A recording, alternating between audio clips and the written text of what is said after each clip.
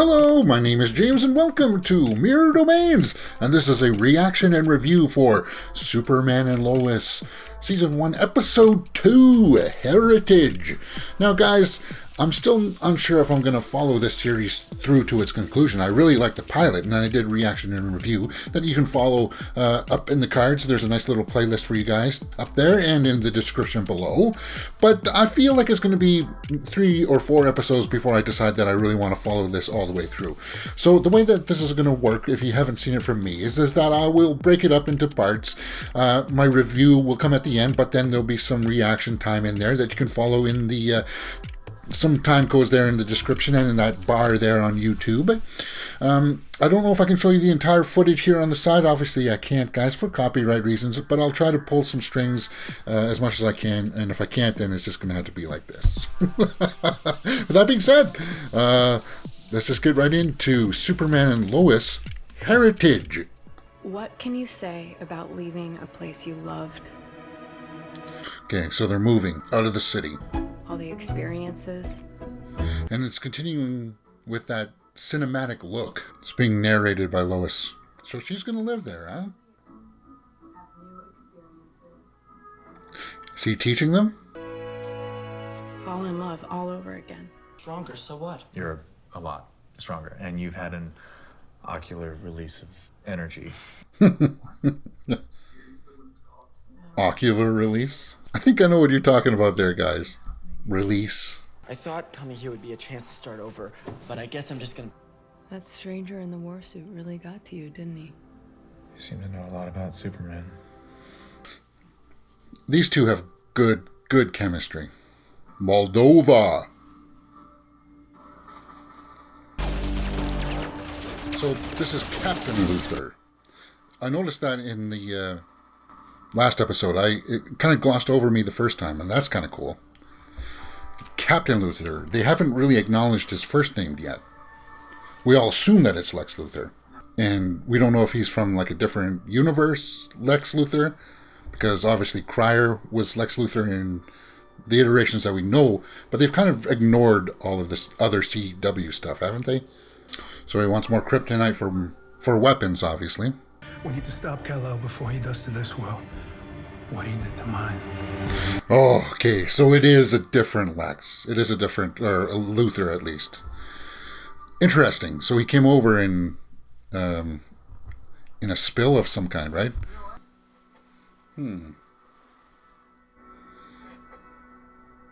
Wow. I like the look of the cavern.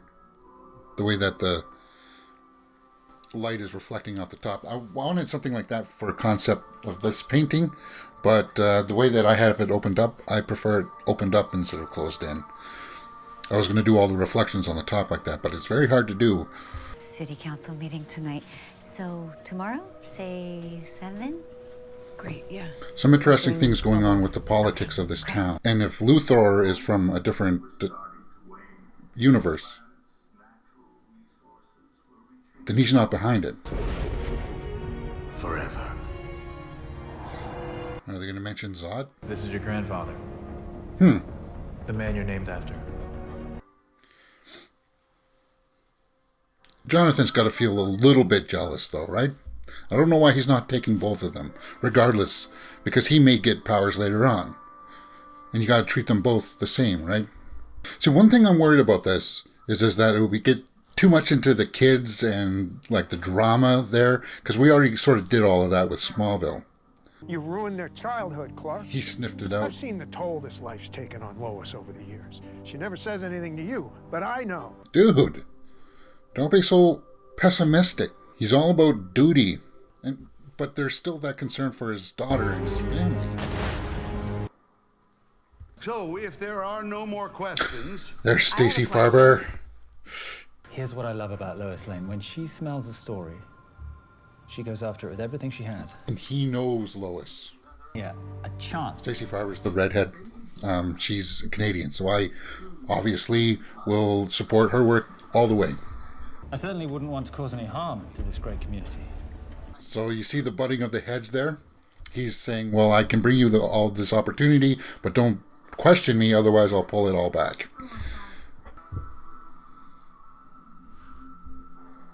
The visual effects are actually fairly good.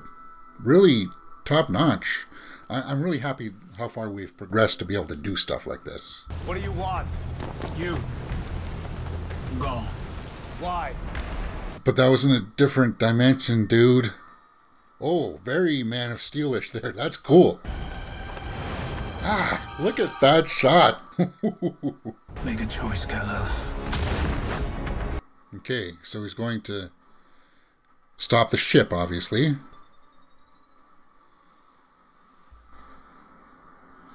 So we just stopped the ship, and we're going to stop it there for halfway through. So far, I like the setup. I like the fact that he's taking Jordan to the Fortress of Solitude. As I said before when I was watching it, I don't know if I like it, though, if they're separating the two, because then you're just setting up animosity to start building up between Jordan and Jonathan.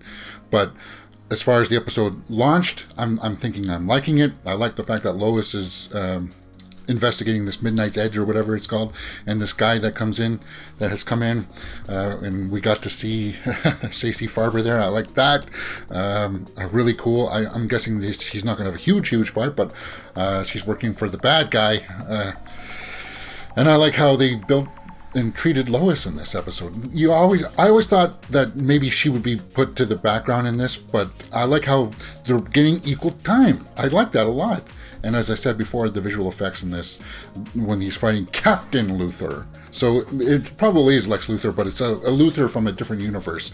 And I saw other people's reactions and reviews from last week, and they were having concerns about all of the CW universe and how it all fits in, because I've watched parts of Supergirl and I've watched the crossovers, but I'm not that sweaty to have watched all of it, so I'm not too familiar. I know that John Cryer played Lex Luthor in Crisis, right? So and in Supergirl. So I thought maybe that would be the Lex Luthor here, but not the case. And I got no problem with that. I like the suit.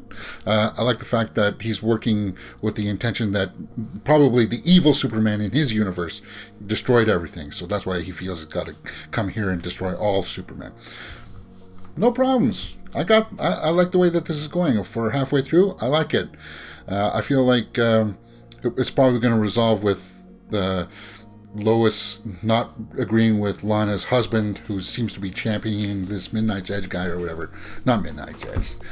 What's his name? I can't remember, but I'll get it. Let's continue on with Superman and Lois. I take some shots today, Coach? Kent, I want you on the book, learning the office. Coach is going to give him a shot. They're going to tune him up, though. They're going to tune him up.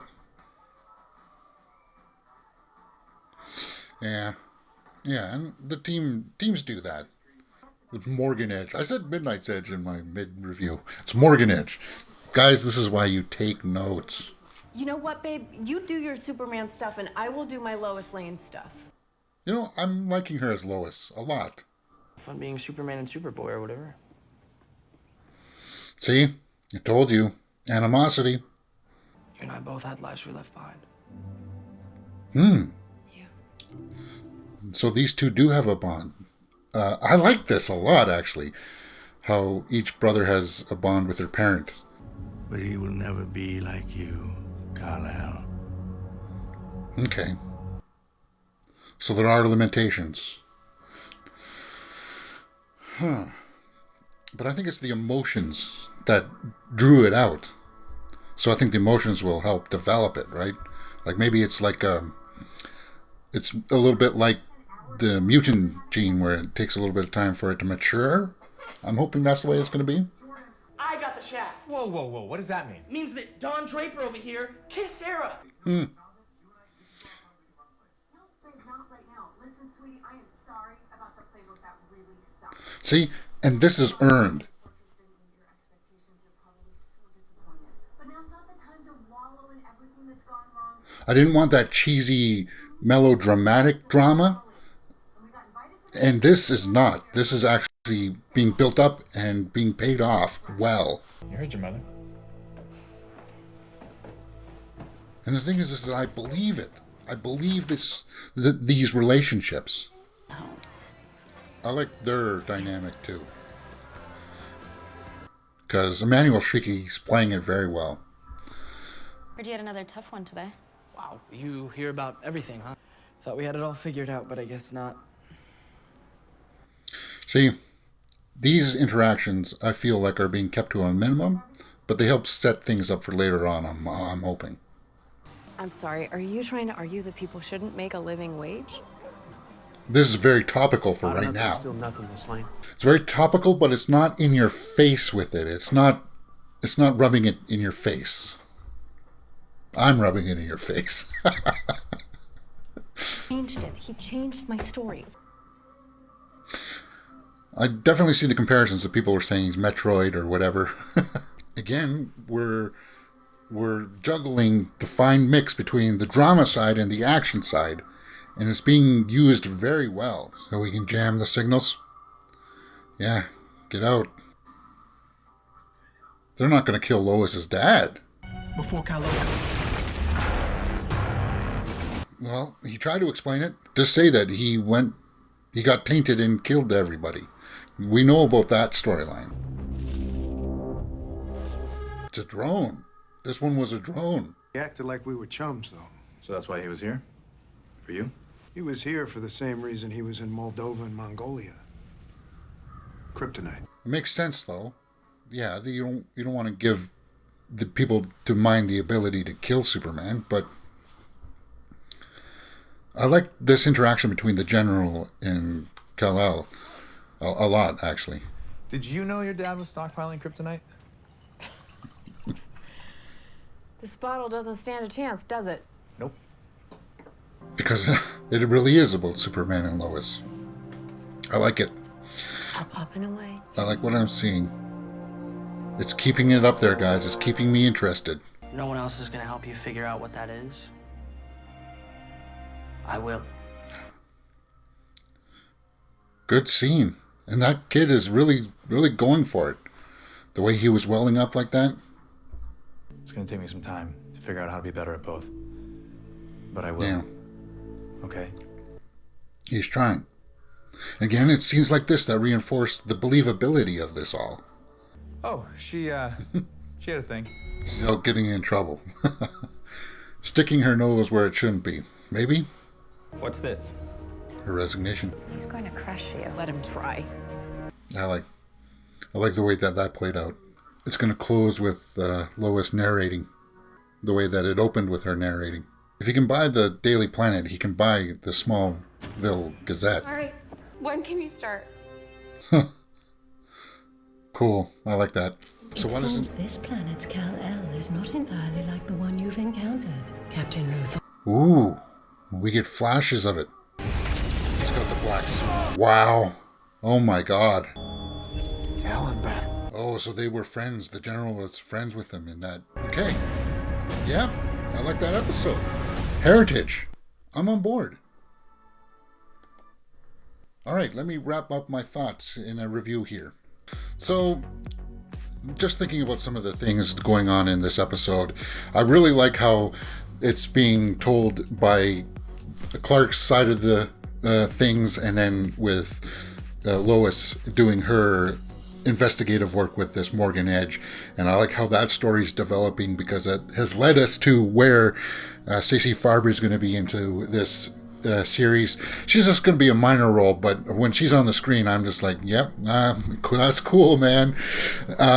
Anyways, I guess I am getting sucked into this because it's the pilot was good and episode 2 is good. So I'm hoping the next one will be really good, and then that'll probably much solidify that I'm going to do this all the way to the end of this season.